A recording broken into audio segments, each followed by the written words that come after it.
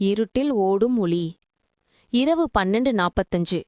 காற்று வீசுற சத்தமும் ஜன்னல பொத்தி தட்டுற மாதிரி ஒளியும். சரவணன் 23 வயசு. சின்ன ஊர்ல இருந்து வந்து சிட்டில வேலை பார்த்து ஒரு பழைய லாட்ஜ்ல தங்குறான். கண்கள்ல தூக்கம் இல்ல, மனசுல ஒரு ஃபீல், யாரோ என்ன பாக்குற மாதிரி. அவன் படுத்துக்கிட்டு இருக்கும் நேரத்துல கீழ்த்தளத்துல பங் பங் என்று ஒரு கையில இரும்பு எடுக்கிற சவுண்டு போகுது. சரவணன் எழுந்து உட்கார்றான். அவன் கேக்குறான், சரவணன், இரவு 1 மணிக்கு யாரு வேலை பண்ணுறாங்க? குருதி உறையும் மாதிரி மெதுவா ஓசை மேலே வருது. பங் பங் பங். ஒரு கொல்லடி இழுத்து தரையில அடிக்கிற மாதிரி. லாட்ஜ் ரகசியம். லாட்ஜ் கீழே ரிசப்ஷன்ல யாரும் இல்ல.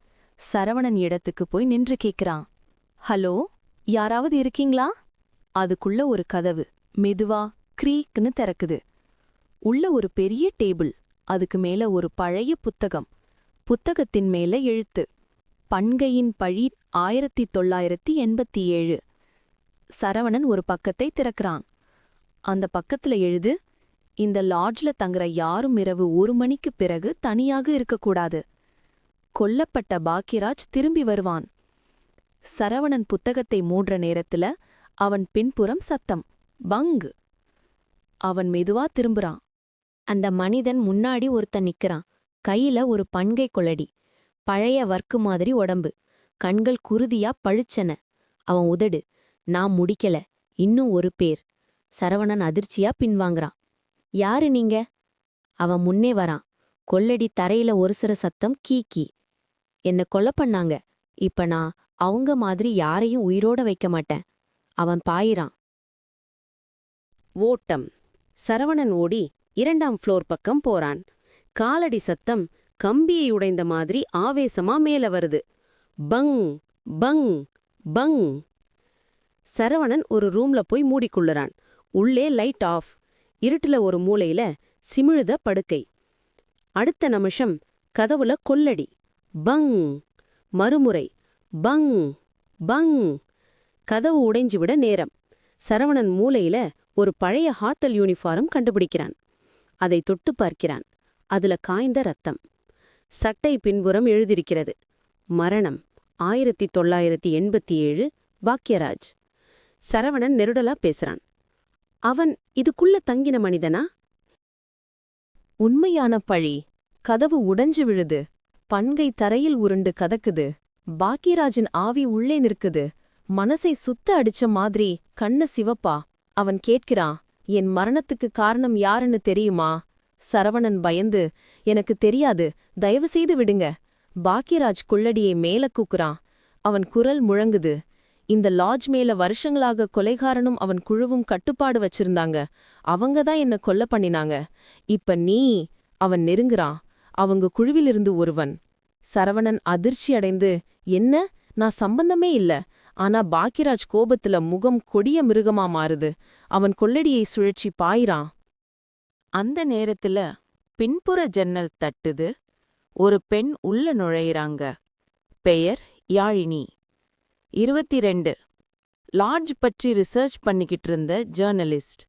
அவள் கத்ரா, யாழினி, பாக்கியராஜ், நின்னு. ஆவி திரும்பி பார்க்குது. யாழினி புத்தகத்தை காட்டுறா. அதுல ஒரு போட்டோ, பாக்கியராஜ் தன் குடும்பத்துடன்.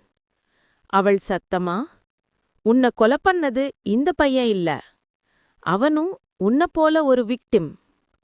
பாக்கியராஜ் அவர்களை கூட்டி நிமிடத்துக்கு சும்மா ஆகுறான். ஆனா அந்த சமயம் லாட்ஜு கீழே மற்றொரு 2 நிழல் எழுந்து வருது. அதே 1987ல இருந்த ரியல் கொலைகாரன்.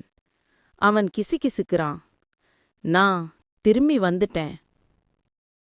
2 கொள்ளடி வீரர்கள். நிஜ கொலைக்காரன் ஒரு கொள்ளடி எடுத்துக்கிட்டு மேலே வரான்.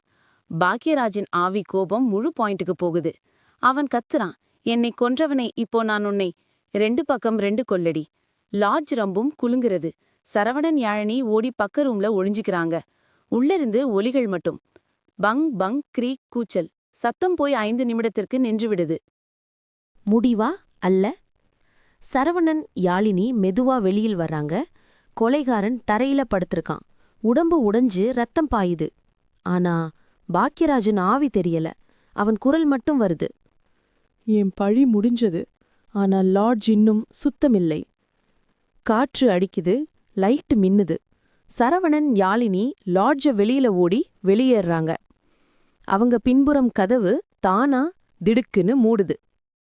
இறுதி திருப்பம். அவர்கள் வெளியே ஓடி வரும்போது யாழினி திடீர்னு நிற்கிறாள். அவள் கேட்கிறாள், சரவணன், உன் கையில என்ன இருக்கு?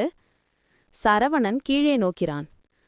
அவன் கையில 1987ல பயன்படுத்திய அதே பன்கை கொள்ளடி.